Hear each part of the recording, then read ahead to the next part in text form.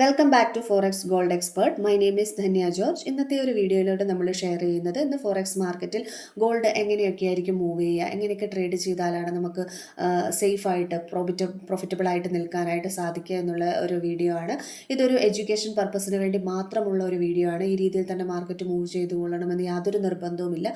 Trade ചെയ്യുന്ന ആളുകൾക്ക് ഒരു റെഫറൻസിന് വേണ്ടി മാത്രം ഈ ഒരു വീഡിയോ യൂസ് ചെയ്യാവുന്നതാണ്.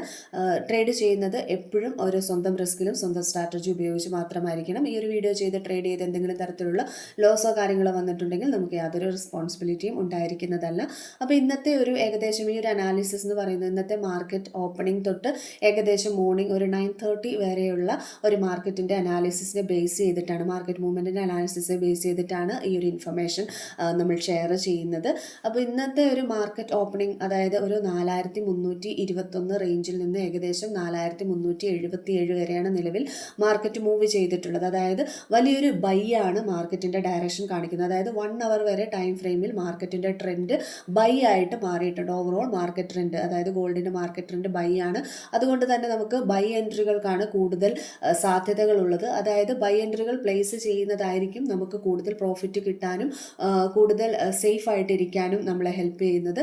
അതുകൊണ്ട് തന്നെ ഇന്നൊരു 4321 തൊട്ട് 4355 വരെയൊക്കെ വളരെ ഫാസ്റ്റായിട്ട് ബൈയിലേക്ക് പോയിട്ട് അവിടെ നിന്ന് വളരെ ചെറിയ ഏകദേശം ഒരു 100 പിപ്സ് മാത്രമേ, 4355 ടു 4345 വരെയൊക്കെ മാത്രമേ ഒരു റിജക്ഷൻ വന്നിട്ടുള്ളൂ. വീണ്ടും 4350-52 പോയിന്റിൽ നിന്ന് 4377 വരെ വളരെ ഫാസ്റ്റ് ആയിട്ടുള്ള ബൈ മൂവ്മെൻ്റ് ആണ് ഉണ്ടായിട്ടുള്ളത്. അപ്പോൾ നിലവിൽ 4377 മാർക്കറ്റ് റൺ ചെയ്തുകൊണ്ടിരിക്കുന്നത്. മാർക്കറ്റ് ഓപ്പണിംഗ് തൊട്ട് ഈ ഒരു മൊമെന്റ് വരെ ഏകദേശം ഒരു 58-59 പോയിന്റ് ബൈ ഡയറക്ഷനിലേക്കാണ് ഗോൾഡ് മൂവ് ചെയ്തിട്ടുള്ളത്.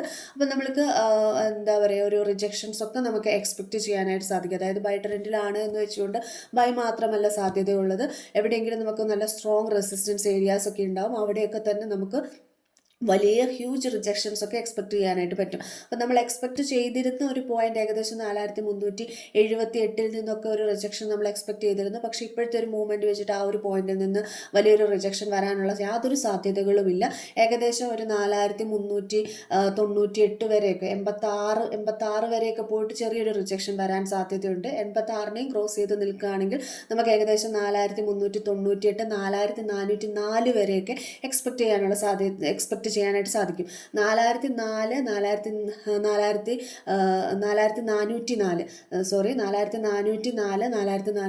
ആ ഒരു റേഞ്ചിൽ നിന്നുമൊക്കെ നമ്മൾ വലിയൊരു ആ റേഞ്ചിനെയൊക്കെ നമ്മളൊരു വലിയ റെസിസ്റ്റൻസ് ആയിട്ടാണ് നമ്മൾ കണക്കാക്കുന്നത്. ആ ഒരു ഏരിയയിൽ നിന്ന് റിജക്ഷൻ വരികയാണെങ്കിൽ നല്ലൊരു റിജക്ഷൻ വരാനുള്ള സാധ്യതയുണ്ട്. ഇനി അവിടെയും റിജക്ഷൻ ഇല്ല എന്നുണ്ടെങ്കിൽ ഏകദേശം 4418 4428 38 48 റേഞ്ചിലേക്കൊക്കെ മാർക്കറ്റ് ബൈയിലേക്ക് പോകാനുള്ള സാധ്യതകളുണ്ട്. ഇനി അതല്ല 4386 നിന്നൊക്കെ ഒരു റിജക്ഷൻ വരികയാണെങ്കിൽ ഏകദേശം 4350-55 സോൺ എന്ന് പറയുന്നത് ഏകദേശം ഒരു സപ്പോർട്ട് ഏരിയയാണ്. ആ സപ്പോർട്ട് ഏരിയയിൽ നിന്ന് ബൈ പ്ലേസ് ചെയ്താലും നമുക്ക് അത്യാവശ്യം പ്രോഫിറ്റ് കിട്ടും. ഒരു സ്ട്രോങ് സപ്പോർട്ട് ഏരിയ എന്ന് പറയുന്നത് നല്ല ഹ്യൂജ് ഫാളാണ് ഉണ്ടായിട്ടുള്ളതെങ്കിൽ 4338 32 അല്ലെങ്കിൽ 4328 എന്ന് പറയുന്ന പോയിന്റ് വളരെയധികം സ്ട്രോങ് സപ്പോർട്ട് ഏരിയയാണ്.